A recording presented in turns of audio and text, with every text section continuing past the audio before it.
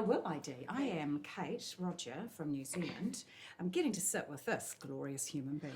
Thank you so much. First timer. Yeah, first time. Okay. It's lovely here. It's all right. It's pretty nice. Yeah, it's lots of Australians. How are you finding that? A lot of Yeah. Australians. They're pretty sweet though. I quite like Australians. Yeah, me too. Yeah. They're really nice people, and there's a room full of them. So Yeah, I've got to say we that. kind of have to say that too. No, But no, we genuinely mean it. yeah, We yeah. genuinely mean it. New Zealanders are cool too, so Yeah. come see us. You're a Kiwi? I'm a Kiwi.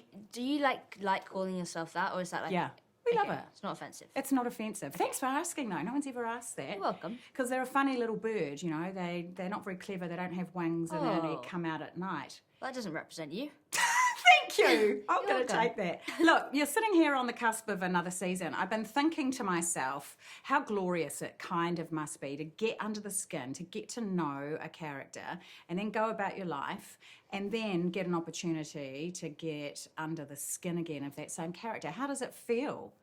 Really great. Yeah, I was relieved also at the end of season 1, sort of knew that there was going to be a season 2, so it was like not as sad to like let go of Ellie because I knew that I'd be like back in her skin, like you said, again soon. And so that was really special to get to come back, like having known her so well now and just like slip back into, yeah, her shoes literally. I get it too, and also with these extraordinary creatives that you're working with in front of and behind, you know you're in safe hands, so that must feel kind of...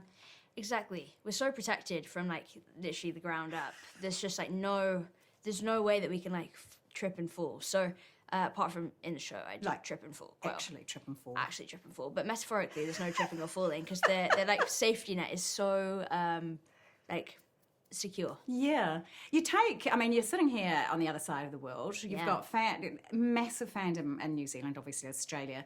A kind of a game that people absolutely love and the perils of bringing that onto the screen and then knowing that you've kind of nailed it. But do you have like a connectivity to how much people really invest in a story like this? Yeah, it's quite amazing, like hearing stories of people connecting to it, because that's the dream, right? You work on this TV show for like years of your life, and then like the hope is that it will connect with someone on like an emotional level, and this show seems to do that a lot for people, which is really special and makes like it all worth it, I think. Oh, for sure. So why do you think we do? Connect with it so much? I think because it's such an emotional story, and the relationships between these characters, that's like the core of it, and then there's the intensity of the like post-apocalyptic backdrop, and I think the like intimacy of those relationships versus the like vast scope and like almost like aggression of the world around them. I just think that juxtaposition is so magical, and people are connecting with the like with the human story of it. Which... That's right, sorry to interrupt, but that's kind of key, isn't it? It doesn't matter where you set a story and what gets thrown at the characters. If we're not invested in them, in that real, the humanity of who they are.